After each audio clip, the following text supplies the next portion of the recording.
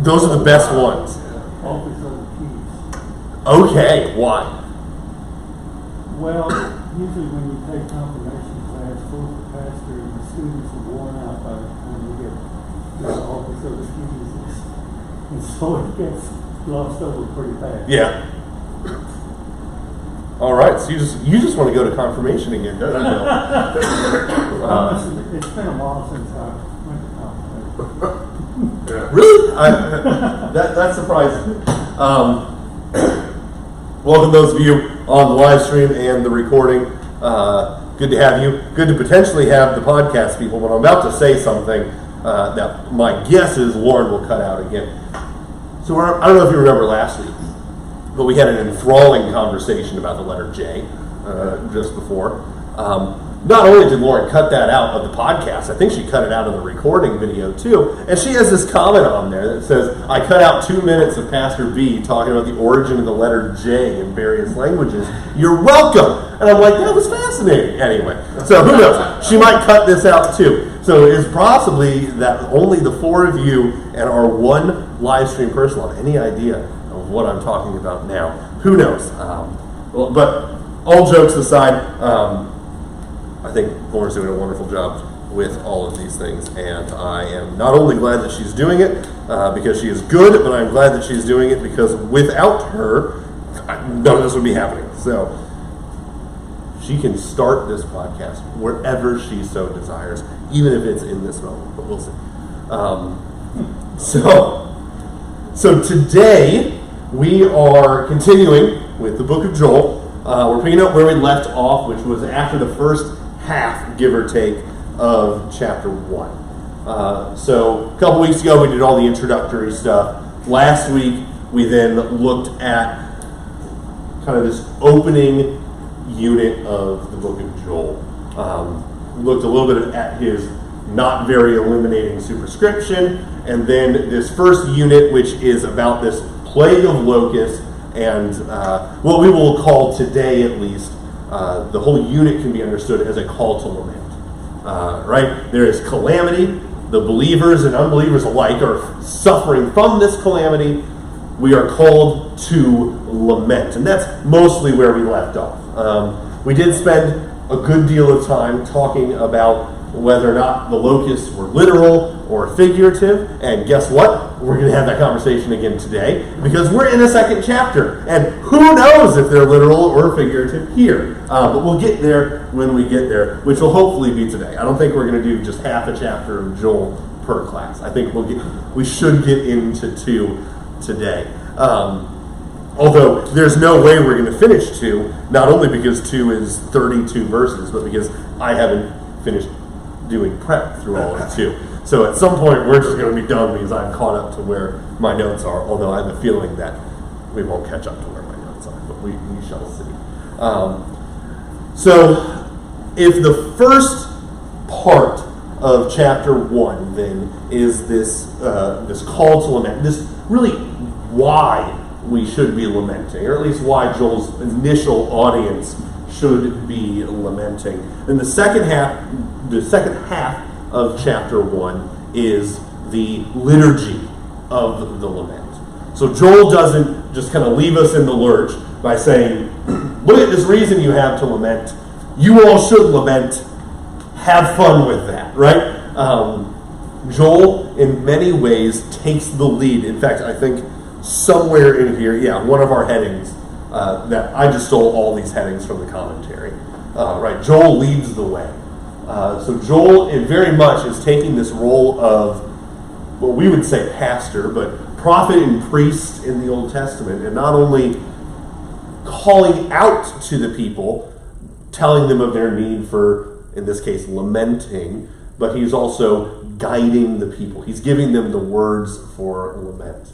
As we said, it is very likely, rather, that Joel was used as liturgy, as a lamenting liturgy in the early church. And I'm glad I came back to this because I don't know how I missed this analogy, right?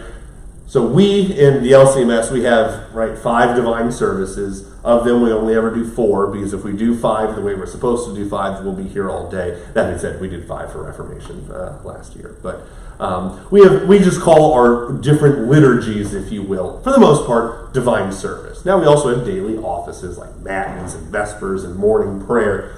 But these are we have titled these things in a very German way of what they are. But this isn't true over the whole scope of Christendom. In fact, the Orthodox Church, they have, if you think we have a lot of liturgies, if you think our liturgies are long, you should go check out an Orthodox Church. Because they not only have far more liturgies, but their liturgies are far longer than ours, but that's not why I bring them up. The liturgies that are often used in the Orthodox Church are named after the person who wrote them. So, for example, they'll do the liturgy of Athanasius, or the liturgy of Cyril of Jerusalem, or I'm just naming random church fathers. I don't know if any of these guys actually wrote liturgies or not. But this would be similar. I bring this up because that's what Joel is. Or at least that's one of our primary theories as to how Joel was used. It's the liturgy of Joel, rather than the liturgy of Cyril, or something like that. So does that make sense? I mean, so we have modern day cognates to this liturgical setting, this liturgical naming. Who wrote ours? The Divine Service, Yeah. a committee in St. Louis. That's not entirely true. The people who put ours together, as we specifically have it today, was technically a committee in St. Louis. But they're all based on older liturgies and more traditional liturgies. I mentioned to a number of you that this past weekend I was at my niece's baptism. She was baptized in the Anglican Church. And guess what? I basically knew their whole liturgy. They did a few things out of order, of course, because the way we do it's the right way. And they added little things here and there. In fact, they did a few things that I thought were really neat. They had like the section of words of assurance after the absolution. And it's, I am the way, the truth, and the life. No, Bible verses. It was really neat. The little differences that they had, but for the most part, our congregations were doing basically the same thing. As far as the liturgical aspect of the worship. Like I said, there are differences, but the reason they look so similar is because they're being drawn from similar sources. So I want to say 5 is Luther's setting. Is that correct? Yeah. The hymn setting. Hence the length of it. So basically, if you don't know, 5 takes the majority of the chunks of the liturgy, technically removes them, and replaces them all with hymns. So instead of the creed, you sing a hymn. You sing a creedal hymn, but you do sing a hymn. Instead of the Sanctus, you sing a hymn. Instead of, you take things out and you replace them with thematically appropriate hymns, but hymns. And of course, you also have the hymns that you're singing in general. So the service can get very long, especially if you pick like a 10 stanza banger or something like that. So 5 comes from one of Luther's liturgies, and getting the congregation to sing was a big thing for him. It's not for other denominations. It's more common nowadays, but although I think we're kind of moving away from it. At least the mainline American and global Christianity, I think, is moving away from congregational singing with the praise band, right? And this is not a comment on our praise band, because our praise band, in the sense that I'm talking about, is not a praise band, right? We have a small choir that leads the more contemporary music, and that's what it is, and that's a good thing, right? When I'm talking praise band, I'm talking like you got a band up on stage, praise band. The Anglican Church had one of these, and the opening hymn was "Great is Thy Faithfulness." I knew the hymn, I knew the tune, right? It was a little bit more upbeat than with the organ. There was a drum and a guitar and all that, but I couldn't hear myself singing, right? I know that's shocking if you know me, right? Because quite frankly, when I sing in our congregation, I'm the only one anyone can ever hear, right? But real like mainline Christian praise bands are, to an extent, I don't think, I'm not, this isn't a judgment of whether it's good or bad, removing singing from the congregation again and putting it back in the hands of the chancel choir, which now has a more hip name, praise band, right? Again, this isn't a judgment on whether it's good or bad. It's just different ways in which to worship. I mean, obviously, the Lutheran tilt, I think the congregation should be singing hymns, but that's definitely a personal preference of mine. I think there's some good theology behind it too, but neither here nor there. Divine Service 1 and 3 are based on, and I'm not quite old enough for this, 5 and 15, right? Pages 5 and 15 of the TLH, the Lutheran hymnal. Those, I don't know what their specific origin is. Maybe you can speak on that a bit. It goes back to even a pre-Reformation common skeleton of the Christian service. Yeah. Which is why the Latin names get thrown in there, because they're very old. I remember the first time I was reading Cyril of Jerusalem's Catechism, came across the section in which he was preparing them for the communion service, and the leader would say, "Lift up your hearts," and Everyone says, we lift them up unto the Lord, right? Wait a minute, that's Well, we still do that, that's right? page 15. Absolutely. He was teaching them, Right, the liturgy. the liturgy that we still use. Right.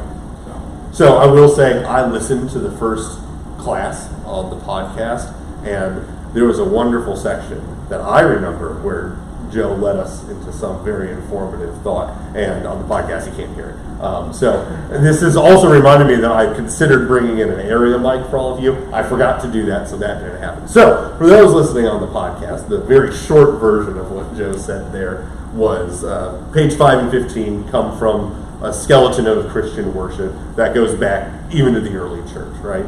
And we can see that even in portions of our worship, right? I think I'm pretty confident in saying that the oldest part of our worship service is the benediction. But that goes back to Aaron, right? So it's going to be hard to get older than that. That's not to say that we don't quote from things that are older than that, although I don't know if we have any Genesis quotes specifically and regularly in the liturgy, but believers in God, right, Christians, have been using the benediction since the Exodus, basically in an unbroken chain. That being said, we got some that's one of the things that I really like about our hymnal is we have in it the length of Christian liturgies and hymnody. Definitely not the breadth. There's a lot that we don't have in there because the book would be enormous. But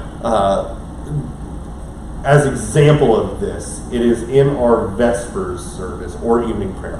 The two get mixed up in my brain all the time. I think it's Vespers though. We have it's a hymn, but we wouldn't necessarily call it a hymn. It's a liturgical hunk of music called the Phos Hilaron.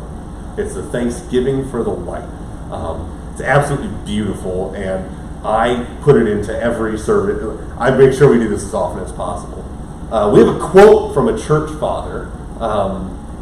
It is one of the Cappadocians, not Basil, Gregory of Nazianzus. I got there eventually, right?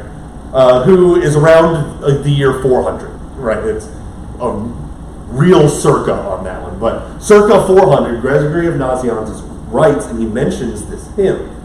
And what he says about it is the Phos Hilaron is so old, no one has any clue who wrote it. And then I'm pretty sure he somewhere in this same section says, in fact, the only Christian hymn that's older than this is the Christological hymn in the book of Philippians. So as far as he, 1,600 years ago is concerned, the Phos Hilaron is the first hymn ever written outside of the Bible that we still have. It's in our hymnal. Savior of the Nations Come, right? That great Advent hymn. That's Ambrose of Milan. We've talked about him in this class before. He's a fascinating figure, but he's, again, not too far off the 400s. I think he's closer to 500. Anyway, somewhere in there.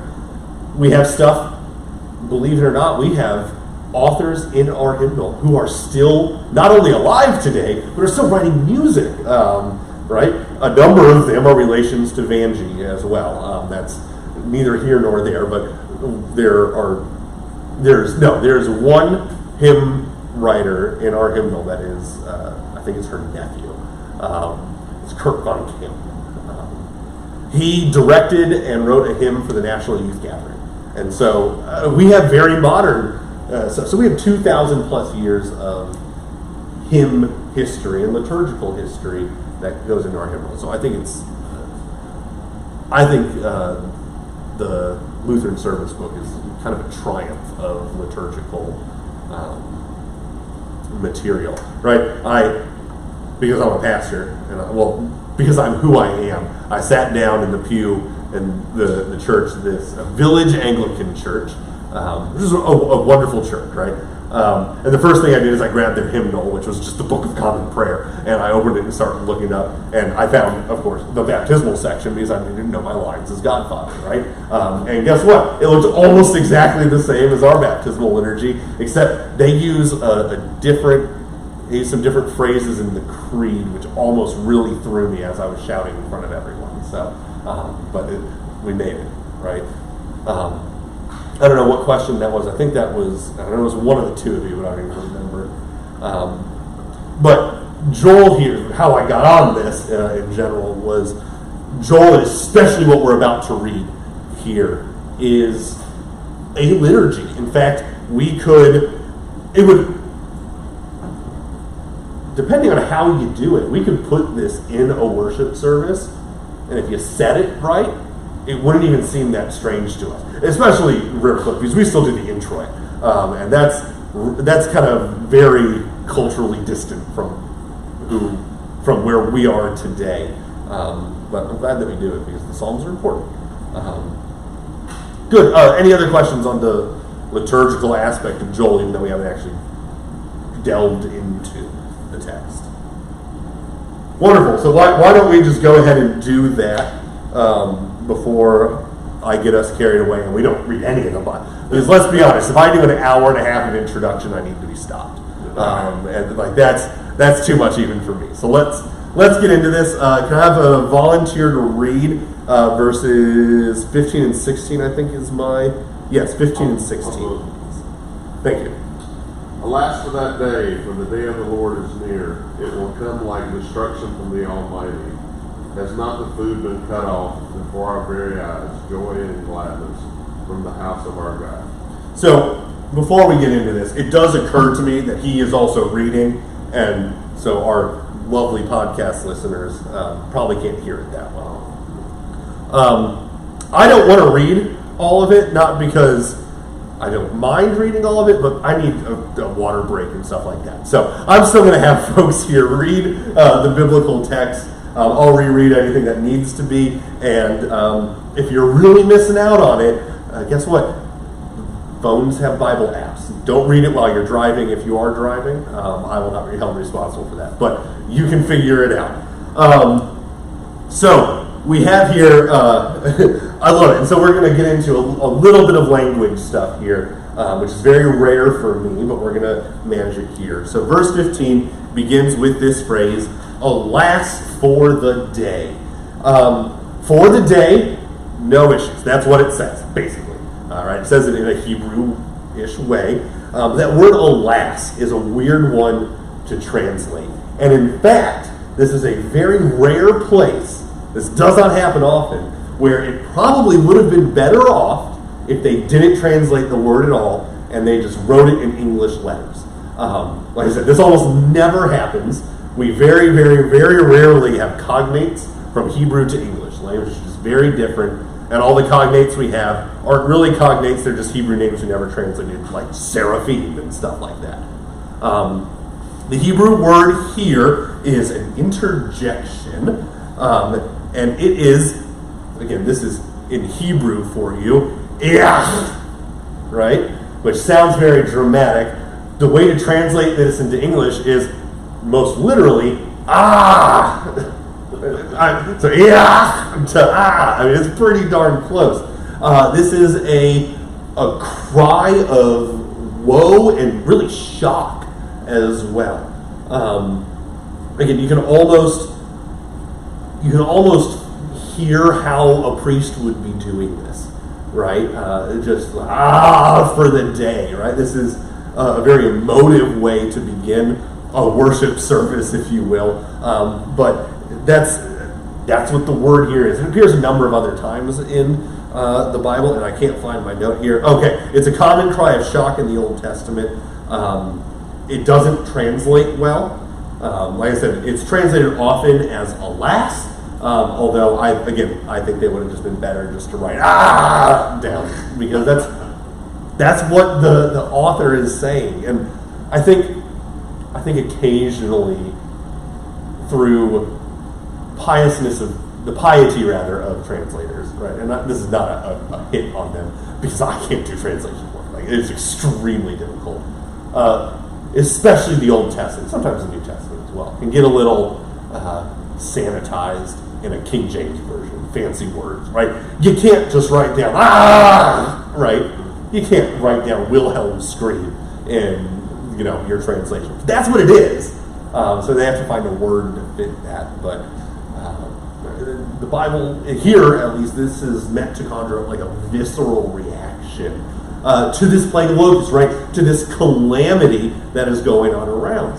And it kind of leads us into this thought that Joel has here, that the reaction to the calamity is a lament, yes, but the lament doesn't need words. It is almost a wordless crying out to God, right? I think we can get into this sense, again, kind of people being over pious when we ask for prayers, right? If someone asks you, someone's going through something hard, they're going through a struggle, and they want you to pray for them, and somehow you get duped into praying out loud in front of them, right? God forbid. I say that tongue-in-cheek, but I'm a pastor, and I still get there sometimes. I'm like, I'll pray for you, but I don't want to do it in front of you, right? But we always have this feeling that we have to put this person's struggle, or our struggle, into words that sound very pious, and then we have to say the right things to God, so that we're not irreverent, right? This isn't like ex operato, right? We're not saying if we say the right magic words in the prayer, everything will be fine. Like that's not where this is coming from. But I think it's coming from the sense of, if I don't pray the right words, then from the human side, this prayer doesn't mean anything, right? Or this prayer won't bring comfort to the person that I'm with, right? I think part of that is, thinking about it right now, kind of turning the onus of the prayer onto you rather than on God. But the Bible doesn't, the Old Testament especially, right, doesn't mess around with this, right? You got David, who has some wonderful prayers in the Psalms, but I also get the real feeling that half of David's prayers in his daily life were just him grunting and making sounds, right? God knows what those mean. And in the face of this great calamity, you don't need to put eloquent words around it in your prayers, right? It's just this cry of, right? Well, I think actually a good one. It's a little sanitized, so if you don't want to just grunt at God, because that's probably not the best idea, but I guess I'm advocating for it. Our liturgy has this as well, right? It's the Kyrie eleison. Lord have mercy, right? I can't, or I'm not going to define what exactly needs mercy. God, just have mercy on this whole thing, right? And I think that's something that, like I said, I think we try and be pious in the way that we interact with each other and with God in prayer. But Joel here, at least, is giving us permission just to grunt at God. And I think in a lot of ways, that kind of thing, maybe I'm overplaying this, but this kind of thing can be a more real and deeper prayer than all the fancy words. Bill, you look like you have something to say. I was just thinking, sometimes when I pray for somebody, I think I have to tell God the last name so he doesn't get mixed up. Oh yeah, you think you got to tell. So yeah, when you pray, you feel like you got to tell God their last name, right? You have to detail their situation, right? I mean, how have you ever been like, God, this is what's going on with them? I know this is news to you, so let me give you the details. Or, you know what? what I often find myself doing is I'll start praying, I'll start giving the details, and I realize I don't have a great handle on the situation for one reason or another, and I'll say, God, you know, right at the end. Because all of a sudden I'm like, oh no, God, that's right, you know everything. So I'll just, oh, absolutely. I mean, that's very, very real. You know, one of the ways I like to end prayers, partly because it makes me sound fancy and pastorly and all that kind of stuff, and you know, because it's very important that after I say a prayer, everyone goes, oh yeah, he went to seminary. That was a good one, right? That kind of thing. One of the ways I do like to end prayers, which kind of fits into this, is is something along the lines of, for these prayers and for everything else that you know that we need that we haven't thought to ask for, we ask in the name of your Son, right? Like I said, it's a very pious way to end a prayer, but I think there is something to this this is first article kind of stuff, right? God provides for you. And, well, we'll really shoehorn this into Joel, right? God provides the vines and the fruit and the grain, and you don't realize that God's giving them to you until he takes them away with locusts, right? And so, this is the forgive us all our trespasses, we confess our sins, those that we know, those that we don't, right? I think there is a good Christian practice of recognizing that we are not recognizing everything that God is doing. And I think this kind of plays into it of, how often do we feel like we need to give God all the details of the situation or he won't know what's going on. And so, yeah, I think, so there's your challenge this week, is say a prayer where all you do is grunt at God, right? Like Home Improvement, you remember this? Tim the Toolman Taylor? Right? That, we'll see if Lauren leaves that in the podcast, right? Look at that. It's the most common usage of the word in the Old Testament. It's most common in Jeremiah and Ezekiel. Right, for lamenting prophets. And they use it as an introduction for addressing God. Ah, Lord. Yeah, so this word is often used to begin a conversation with God, right? Oh, this is great, right? Because how do we all start prayers? Dear God, right? Just go, ah!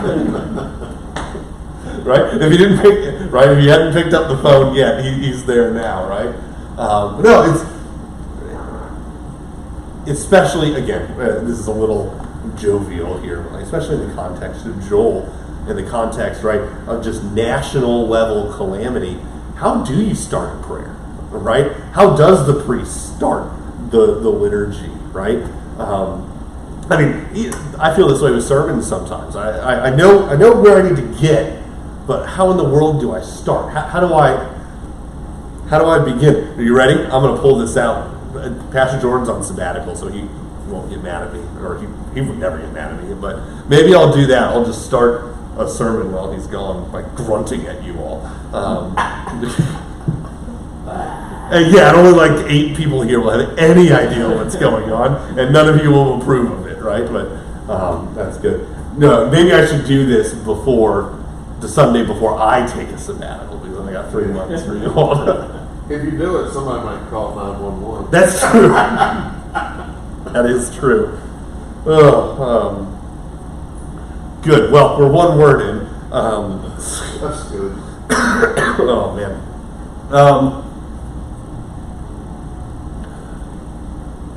So, another kind of just general thought for the rest of this section here. One of the things that we are kind of recognizing here, and is going to become a very clear theme in chapter 2, so Joel's in some ways introducing this thought, is the calamity here is not the end of it. Right? You almost expect, right? This big, terrible, awful thing has happened. So, right, that's our law, right? Well, if they were good LCMS Lutherans, what's the next section? Oh, it's when the prophet fixes everything for us. Tells us it's all going to be okay. And yet, in these verses, the prophet is basically saying, man, it's really terrible. It's going to get way worse. You feel like you're falling off a cliff, and you realize you are falling off a cliff, right? And so we're not yet, it will come, but we're not yet given relief. In fact, Joel wants to take us from this place of suffering and this place of lament in the midst of calamity, and he wants to use it in many ways, use it to warn the people who are suffering, right? Things are bad now. If everything stays the same, it's going to get worse for you, right? So this is kind of the spur to repentance that we're going to see throughout this, which is, right, you are suffering from calamity, and it feels like it can't get any worse, but without repentance, without returning to the Lord, what is awaiting you is eternal calamity, right? Is the final judgment on the day of the Lord sort of stuff. And so Joel, almost to drive this point home, has you teetering on the edge of the cliff, and he pushes you, right? And he'll pull us back. We're not completely abandoned to fall, but where we expect relief, we don't quite get it, not yet. And so instead, we see calamity then as a warning sign for us. Go ahead. In that line, for the day of the Lord is near, is he talking about the calamity that's stopped it? So we're going to talk a lot about the day of the Lord, especially in chapter 2. But so day of the Lord, this is one of the major themes in Joel. And so what is the day of the Lord? The day of the Lord is the day in which God powerfully enters into history and acts.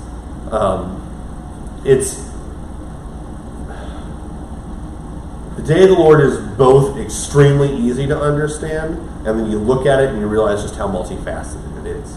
So the day of the Lord, on the one sense, is the day that God enters into time, into history, into the world, and brings, I'm going to use a word that's out of our norm, right? He brings recompense, right? And I'm using that kind of strange word to kind of get us to this multifaceted aspect, right? One way in which this is multifaceted, we talked about in the book of Revelation when we did that class. And that is that, instead of Revelation, we'll go to an equally confusing, but, not quite, parable of sheep and the goats. When the day of the Lord happens, that recompense is very different if you are a sheep than if you're a goat, right? So God coming in judgment is a gospel message for the sheep, but it's law for the goats. In fact, it's the ultimate gospel and the ultimate law. That's what Joel's warning about, right?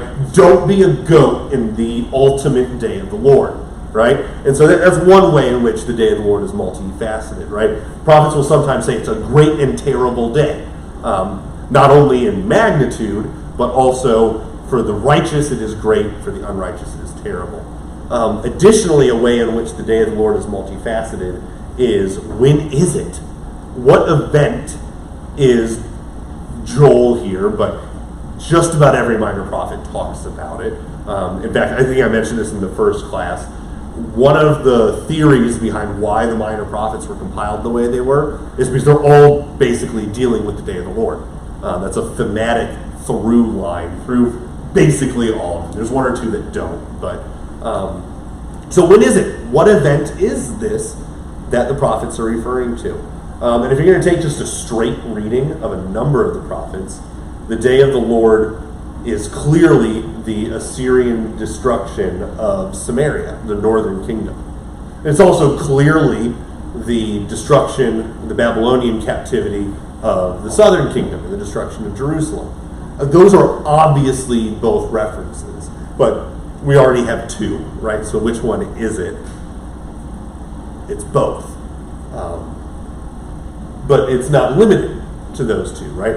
And I think we talked about this as well. Looking forward from a New Testament perspective, well, I guess looking back from the New Testament perspective and saying, well, when did God intervene powerfully in the history of the world? And personally, that looks a lot like the death and resurrection of Jesus, right? I think it's Hosea, describes the day of the Lord as a day of darkness where there is no light. Well, I can think of a day in history in which God was doing some powerful stuff. That was a day of darkness, right? Good Friday. I mean, our minds kind of moved to that. I think I alluded to the apostles, and we're coming up on Ascension Sunday, so it's a good, or Ascension Sunday. It's Thursday, but we're going to celebrate it on Sunday. Right, the disciples, after Jesus rises from the dead, think that eternity is about to happen, that Jesus is about to establish his eternal kingdom on earth. And we tend to kind of give the disciples a hard time. I really don't think we should.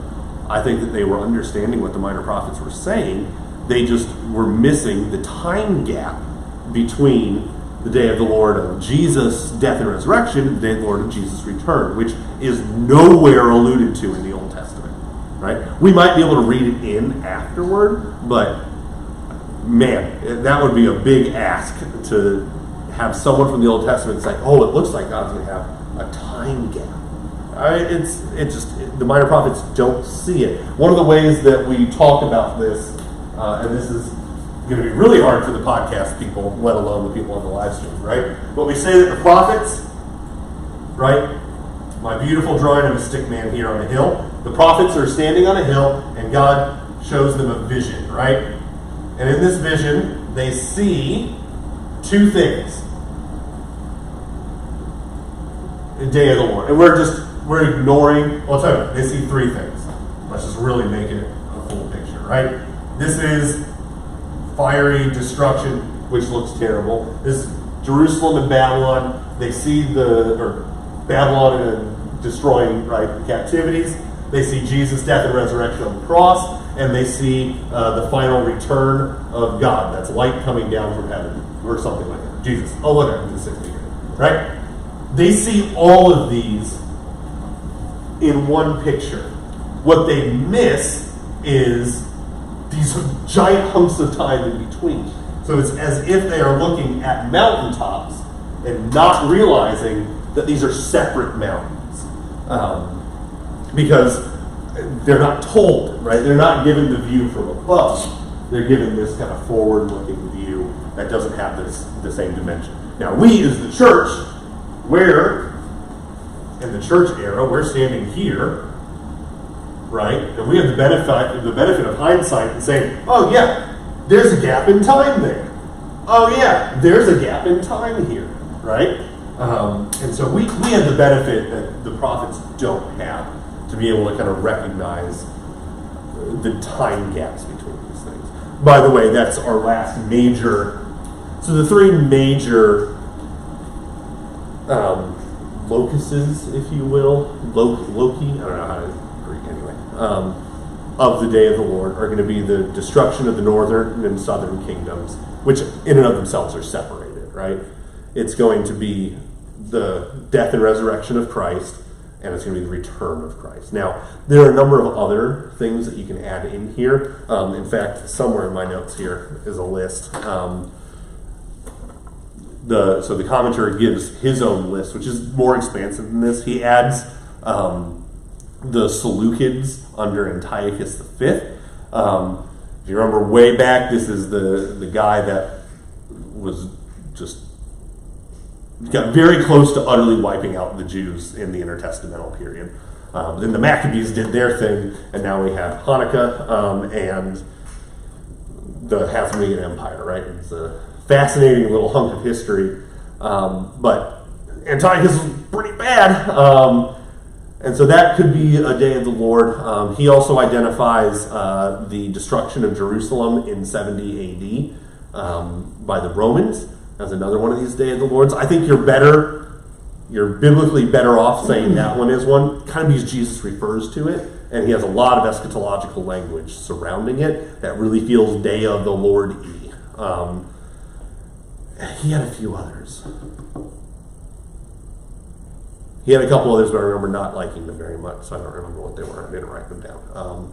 But there are other places that you can kind of look to this. I'll be honest, when I first read through the whole Bible when I was in high school, I was really at a loss about the day of the Lord. Because one of the things that the prophets often say about the day of the Lord is that this will be the greatest thing that God has ever done, right? And when I was reading through it, I saw this as in reference to the Babylonian captivity primarily, because that's the direct reference. And I thought to myself, right, what would we say is the greatest act of salvation in the Old Testament?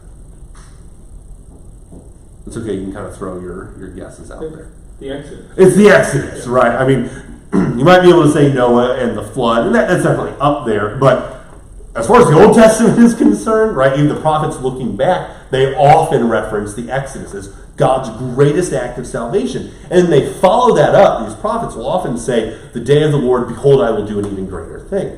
And I'm thinking, oh, I must have missed something in Sunday school class, because I don't remember this great and awesome, dramatic way in which God got the people out of Babylon. And I kept reading and it never happened. Right? It was just like, Cyrus says, go home.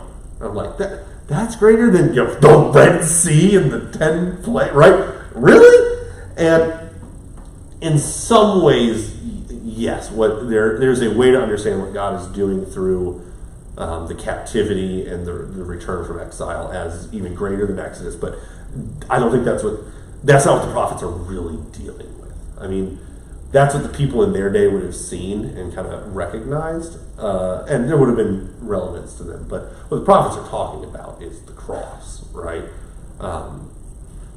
And, of course, the return of Christ.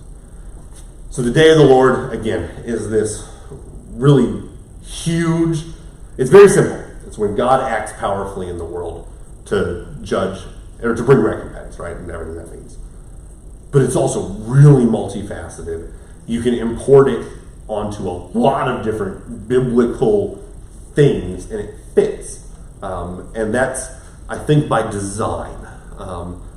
But at least for our conversation through the book of Joel, we're going to recognize mostly these three are going to be kind of the major, and they really are the big ones, right? The destruction of Samaria and Jerusalem, and we're going to just pretend that's one thing, right? It's not, but for the sake of our conversation, it's basically the same thing. Then also the cross and the death and resurrection, and then finally the return of Christ. That's going to be the day of the Lord. And so when Joel, again, to get back to your comment 15 minutes ago, on the second line of the first verse, right? Look at this. For the day of the Lord is near, and as destruction from the Almighty it comes. So what's Joel referring to here? So he's not. So this is not the this is not the locust. We're going to revisit that very answer in chapter 2, because maybe it is. But where we are now is not the locust, because it is not, right? For the day of the Lord is near. That implies future, right? The locusts are at most present, if not immediate past. And this is Joel warning, kind of saying, you think the locusts were bad? The day of the Lord is about to show up, right? You can almost hear in the minds of people, that wasn't, right? So no, there's more coming, right? And as destruction from the Almighty, it comes, right? Is not the food cut off before our eyes, joy and gladness from the house of our God, right? I mean, it's already bad, it's going to get worse, right? So come, right? So come to repent, come to lament, come return, right? To use his phraseology that we're going to run into in a little, maybe today, probably not. Return to the Lord your God, for he is gracious and merciful, slow to anger, and abounding in steadfast love, right? And abounding in steadfast love. Although it only says it once, but for musical reasons we repeat it. Good. Other questions on 15 and 16? Maybe we will be doing half chapters. It's not the end of the world. All right, let's read 17 and 18. This section won't take very long. So, thank you, Bill. The seed scribbled under the clods, the storehouse are desolate, the granaries are torn down because the grain is dried up, how the beasts roam, the herds of cattle are perplexed because there is no pasture for them, even the flocks of sheep suffer. All right.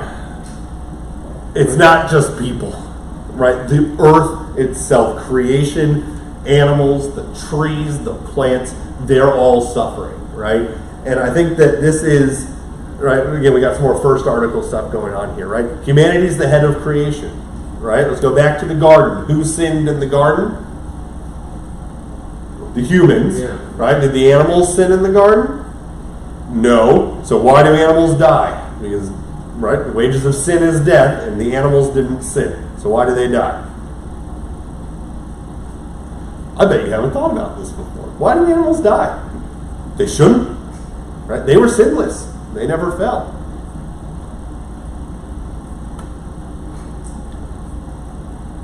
Well, they're a part of creation. Okay, yeah, yes, they're a part of creation, but But I mean, we messed it up for yeah. creation.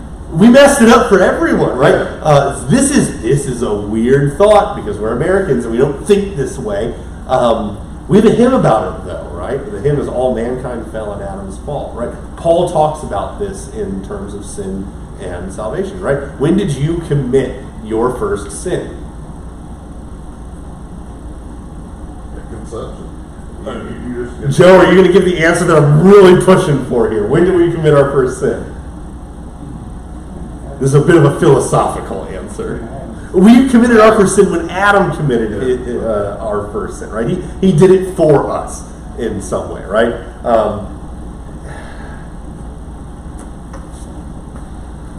Children don't listen to this podcast. The way the Bible understands these things is that you were in the garden because you are descended from Adam, and so you were in the loins of Adam, so you were there, and you sinned too, right? I only mention this because it does come up when, again, there aren't middle school and below around, and we are talking about Abraham and Jesus, right? So, man, I don't even remember where it is, but maybe it's just the church fathers that taught this way, and I'm importing it. But Abraham, right, is given the promise of through him all nations will be blessed. And we talked about this, that reality is in Jesus, right? And then there's this weird scene. Man, we're really going off topic here. There's this great scene, right? You know it. You've heard it before.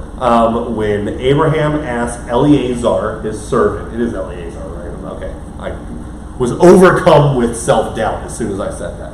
Abraham asked his servant Eleazar to go get a wife for Isaac, right? Remember this? And Abraham makes him swear an oath that he'll get someone from his own people. And you know, yep, so Joe knows where this is going. You remember how we talked earlier? Look, this is how I'm going to shoehorn it in. Like, it's all connected, right? I thought this all through beforehand. About how English translators smooth things over. Well, in Genesis, it says that Eleazar put his hand on Abraham's thigh when he swore this oath. That's not where he put his hand. He placed his hand upon the thing that was to fulfill the promise. Bill, yes, it's that he put his hand on, right? Because he's swearing on that is how Abraham viewed his promise, was through his children. And so the family jewels were involved in Eleazar's oath, right? And that was Eleazar's way of saying, I swear on the promise God gave, right? We see, again, I'm now very unsure if this is the church fathers or if this is in Paul somewhere, that Christ defeats Goliath because he's in the loins of David, or Church fathers. church fathers. Yeah, it really feels like the church fathers, right? Hebrews talks about Levi offering to Melchizedek. Yeah. So, I've almost lost how we got here because this is, like I said, way out there.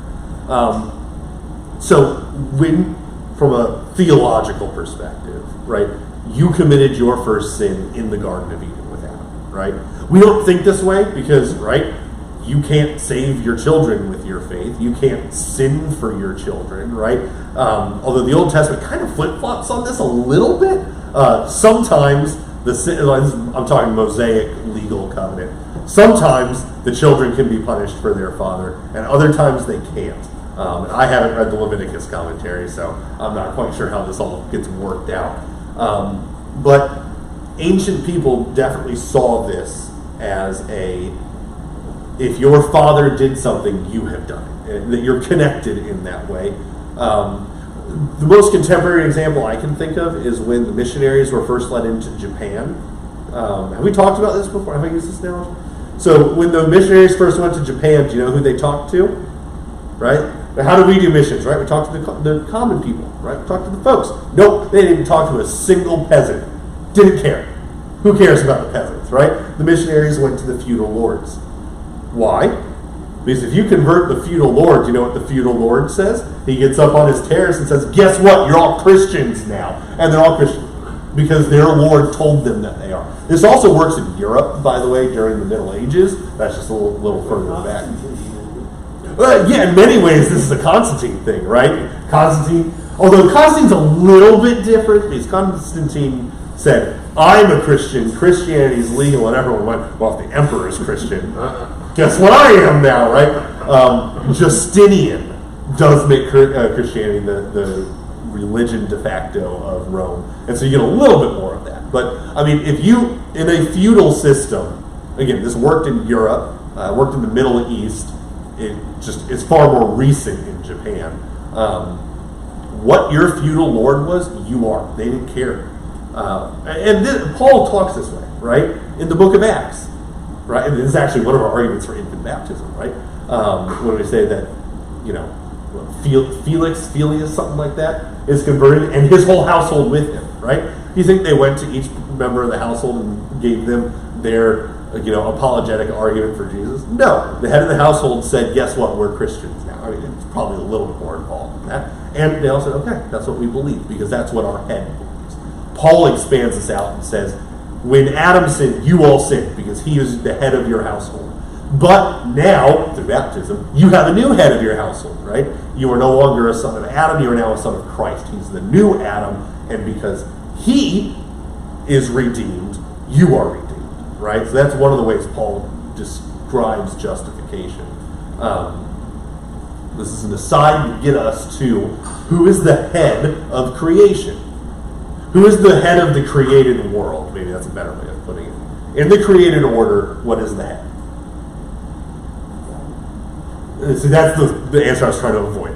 I'm not looking for God. Right? Yes, God is over everything, but who does God give headship to in the created order? Is humanity, right?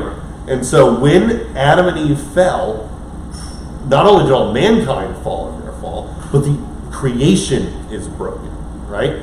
By the way, if any of you ever have pets, I know you have rabbits, and from what I've heard from the one other man, a professor I had that had rabbits, they are sinners, right? Animals sin, right? And there is no question about that, right? I can see it in my dog's eyes sometimes. They know they're doing something wrong.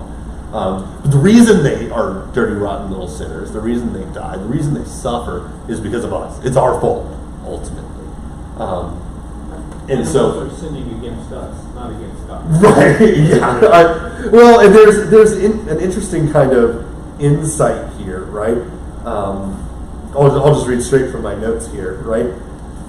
We read this and we think, this is weird. Why does Joel care? Right? Why does Joel bother to talk about seed shriveling up, cattle? The herd of cattle are perplexed. Tell you what, Joel, I got bigger problems than some confused cows. Like that's low on my list of priorities right now because there's no food, right? The commentator also brings up this great little line, right? Why? Remember the book of Jonah, right? We know Jonah. God cares for the city of Nineveh, right? Do you know why he cares for the city of Nineveh? Well, they're people, right? But when he's talking to Jonah, and he's like giving his argument for, yeah, you really do need to go to Nineveh, he says, I don't know what the number is. There are 40,000 people there, but he doesn't put a period there. He says, and there are so many cattle. And you just think, that's really weird. And it is weird. But what we can recognize from this is that they may be just animals, but God cares for all of his creation. It's not just humans. Now, humans are definitely at the top of the list, right? But Christ, when he redeems in his work of redemption, he doesn't just redeem humans. He redeems creation itself. Now, right, all of creation is also waiting, right? This is one of the reasons why I know that this kind of comes up here and there, about how I talk about how, I think it came up in this class when I said we can visit Atlanta after Jesus comes back, and I got a little bit of pushback, which is fine. One of the reasons why, people ask me, are there going to be animals in heaven? I say, absolutely. Because God created animals. There are animals in Eden, right? I made this mistake. I told my son that dinosaurs would be back around when Jesus came back. So after we die, Jesus will raise us from the dead, and there will be dinosaurs. And then I had my probably 3-year-old son at the time tell his mother how much he wanted to die, so that he could be with dinosaurs. And I'm like, it's a wonderful little bit of faith. We did have to warn the preschool teachers and some of his classmates, and I've gotten in trouble for this one from my wife a couple of times, because it still comes up every once in a while. It's true, probably shouldn't have told a 3-year-old who's obsessed with dinosaurs that, right? Maybe there was a better way to have phrased it, or at least I think it's true. But God cares for all of his creation, even the parts of creation that we deem not that important. Right? So Jesus didn't just die for us humans. He died for the cows too, right? The lion will lay down with the lamb is more than just a metaphor. Right, yeah, it's a literal thing, right? His kids will start playing with vipers and adders and all that kind of stuff, right? These are, I think these are not just allegory or analogies. These are literal things, right? And one thing that we can recognize, one thing we can learn for ourselves from this, right? Why does Joel bother to put this here, right? Specifically, I'm thinking the first chunk of 18, how the beasts grow. Why is Joel including that? Well, even the animals cry out to God when they suffer, right? And in fact, I think this is the lesson we can learn, right? Well, Jesus, not only I think this, Jesus thinks it too, right? So it's probably pretty good. Jesus uses the birds as an example of worry, right? It's like birds don't worry. Why? Because they know God's going to take care of them. Animals just trust in God, right?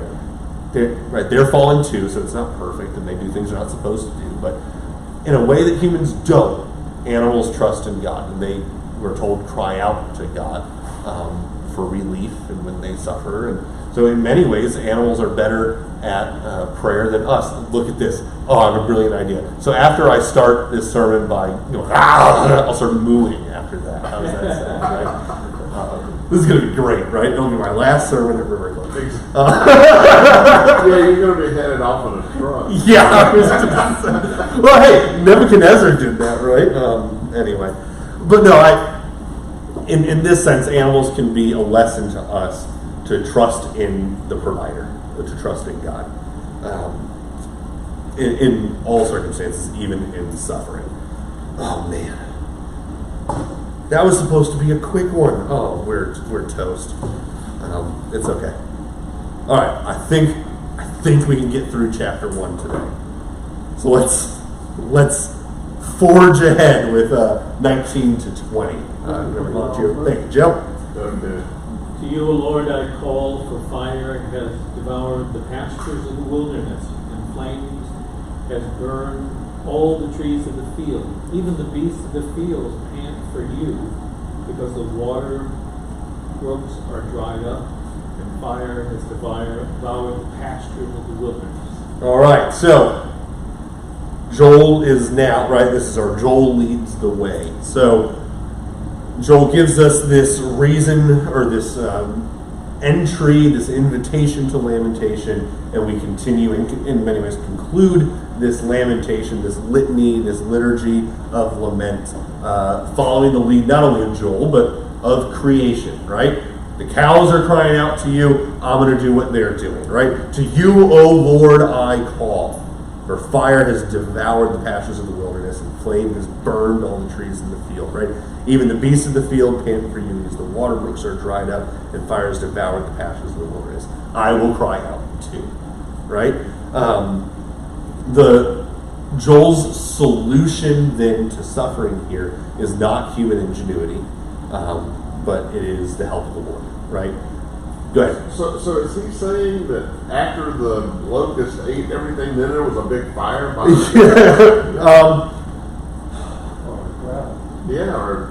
We did talk about the drought. I'm trying to think back since we did this last week.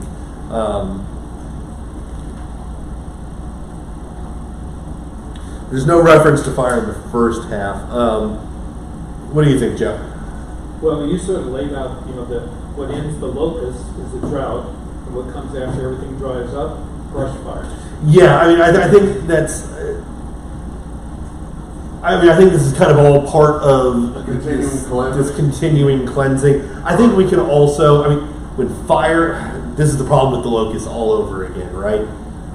Especially here, right? So now Joel's talking in prayer language, and so does that mean that he's potentially using a metaphor here, and the fire is the judgment, or is he referencing a literal fire? It's probably that. But I think we can also recognize the role from a biblical imagery place that fire plays in destruction is significant.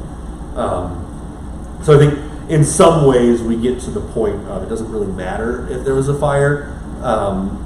There very well could have been. So there may as well have been, right, at this point. Everything else has gone wrong. But this lament, and again, I think this almost goes back to our opening, right? This lament comes from a place of utter destitution. There's nothing left. I got nothing, right? This is this is really Luther's final words, right? And in the end, the saying is true, we are all beggars, right? Joel and people, they got nothing left. They have nothing to do. They have no solution to this problem other than to lay themselves upon God and say, God, I need you to take care of this one for me. And right, there's nothing. There's no food. The locust came. There's no water. Everything burned up. It's all gone. The beasts are crying out to you. We will do the same. Right? I think it's kind of the sense here. Does that? Yeah. So, right, we recognize that God is the solution to calamity.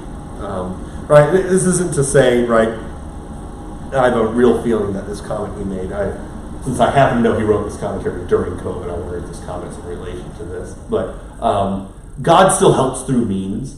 So even if we say, we have no human capacity to solve this calamity, doesn't mean that God does not use human ingenuity as part of his solution, right? God, I think you guys know this, right? One of my favorite little attributes of God is that he doesn't work immediately, because everyone thinks it's a time thing, but it's really a mode of operation, right? God works through means. He works through people, through his saints, through all that kind of stuff, right?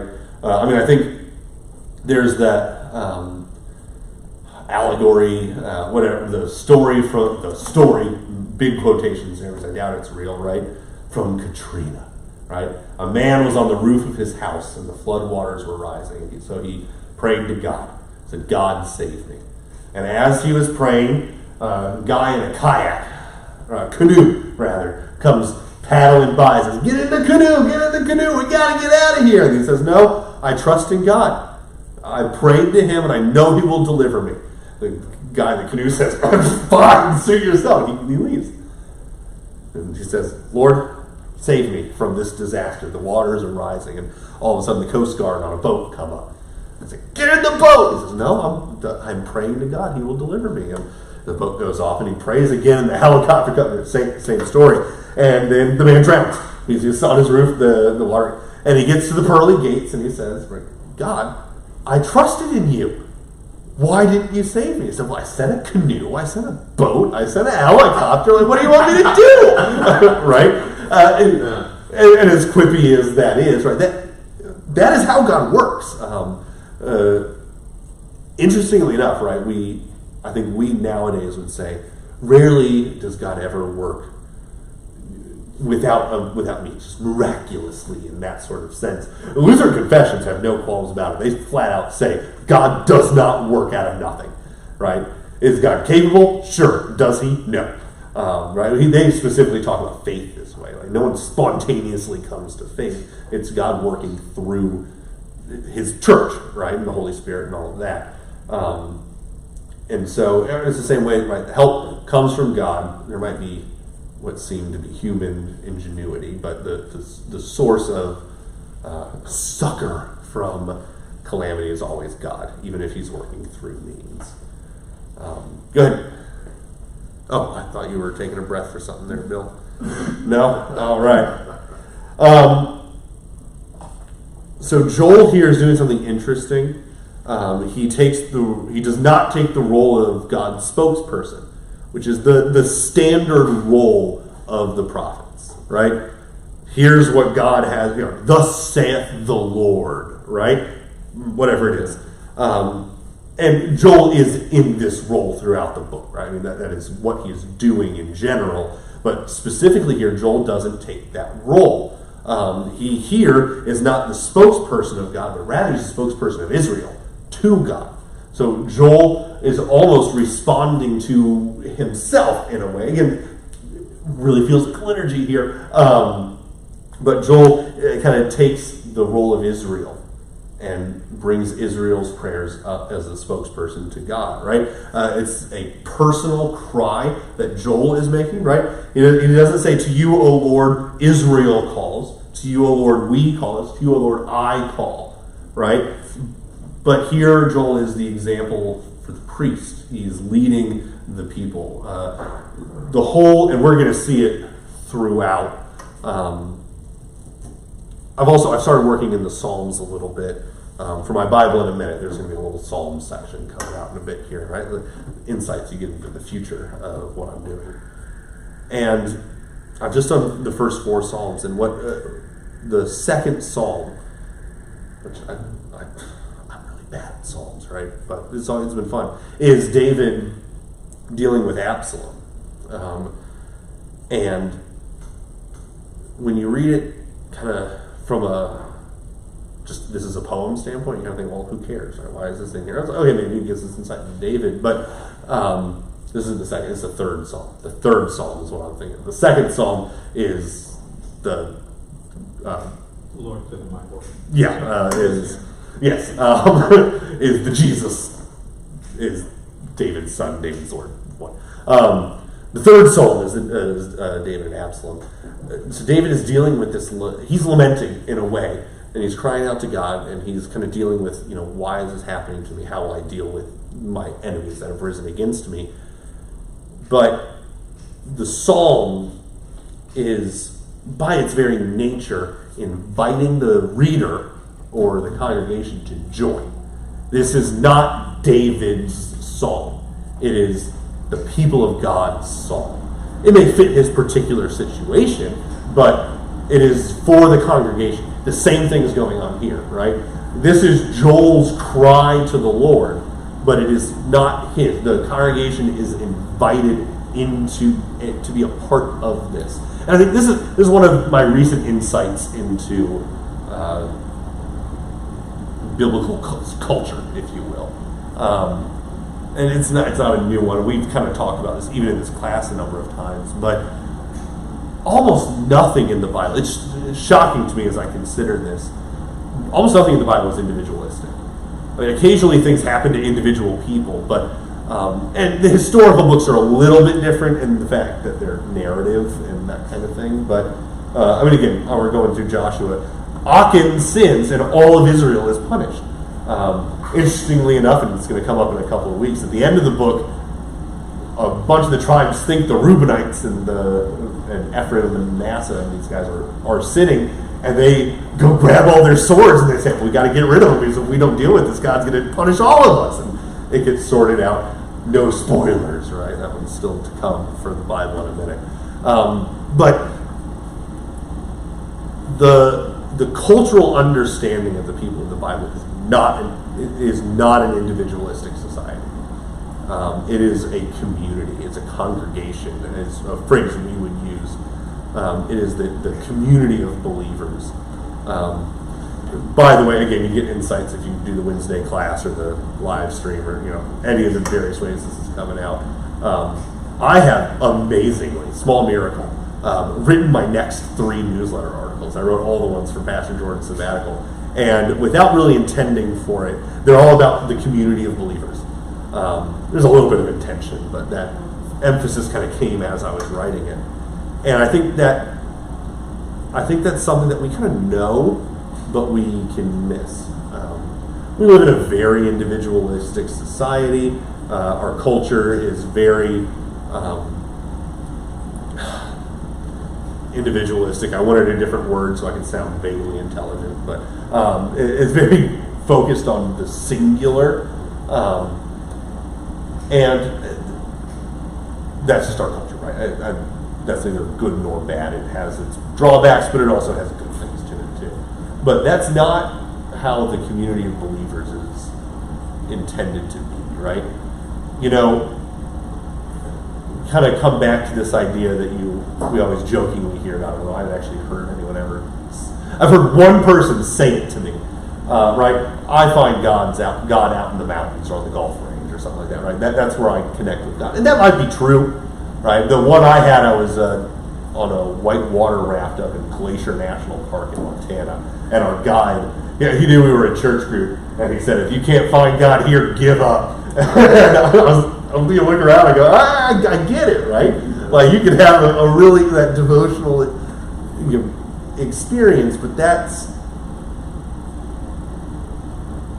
like it's like an ice cream bar, right? It's really cool, it's awesome, it's sweet, it's fun, it's enjoyable, but if that's all you have, you're in trouble, right? For the meat and potatoes, you have to be in the community of believers. This is something that the Christian faith is something that basically cannot happen individualistically. Occasionally it does, right? You know, desert island castaway sort of thing, where God will still be with you, even if you're in a congregation of coconuts and volleyballs with bloody handprints on them, right? But the community of believers is, I think, more important and more biblically focused than we traditionally, or not traditionally, than we recently have given credit for. It is a more significant aspect of the Christian walk than I think that we've given attention to. I think part of it is this, right? Well, Joel's speaking in the singular. He's just saying I. So, well, our culture has made us go blind to the fact that he's inviting, right? It's a community thing. So, yeah. The single most individual act of worship in the Old Testament is when the high priest, because he's the only one who can, Right. goes into the Holy of Holies on the Day of Atonement. But he's wearing the names of the tribes Right. of Israel on his chest, because he's bringing all Israel in with him. Yeah, so just to bring this in for the podcasters, so Jeff Farmer, I'm doing this for you. I just know that he's one of our podcast guys. The most individualistic moment of Old Testament worship is when the high priest enters into the Holy of Holies, and he does it alone because he's the only one allowed in there. And yet, even then, I was going to bring this up if you didn't, right? He is carrying the breastplate of Israel with him. And not only that, but he is going in there for the purpose and for the benefit of the congregation, right? He comes from the congregation of believers into the Holy of Holies, makes the libations and all of that, and then he goes out, and what I love telling my confirmants, especially when there's a lot of girls in the class, goes and starts throwing blood on people, right? And I say, aren't you so sad that we don't do Old Testament liturgy the same way? I said, I could throw sheep, or I think it's goat blood in this particular case. I could throw goat blood at you. And for some reason, they're not about that. But yeah, no, it's even this individual, in quotations, act is still so congregationally focused, right? And there we see so many pictures of Christ as well. And so, because that's where I thought you were going, was the most individual thing or act of worship or devotion or whatever is Christ on the cross, and yet he is doing it, bearing the sins of the congregation, if you will, with him throughout the whole thing. Good. All right, I had intended to get further than this. We have 15 minutes. I'm not going to start chapter 2 tonight. I said this at the beginning, and it wasn't intended to make Joel a record for how long I can spend on so few words. But I don't have an end date in mind for this class specifically. We are a third of the way-ish through the book. Actually, we're probably closer to a quarter, so 6 more classes or so. Probably not. We'll keep going, but let's just end there. It's probably the best place to end it. So unless there are any other questions, we will conclude here. Wonderful. All right. Let us then conclude, as is our tradition, with the Lord's Prayer. Our Father, who art in heaven, hallowed be thy name. Thy kingdom come, thy will be done, on earth as it is in heaven. Give us this day our daily bread, and forgive us our trespasses, as we forgive those who trespass against us. And lead us not into temptation, but deliver us from evil. For thine is the kingdom, and the power, and the glory, forever and ever. Amen.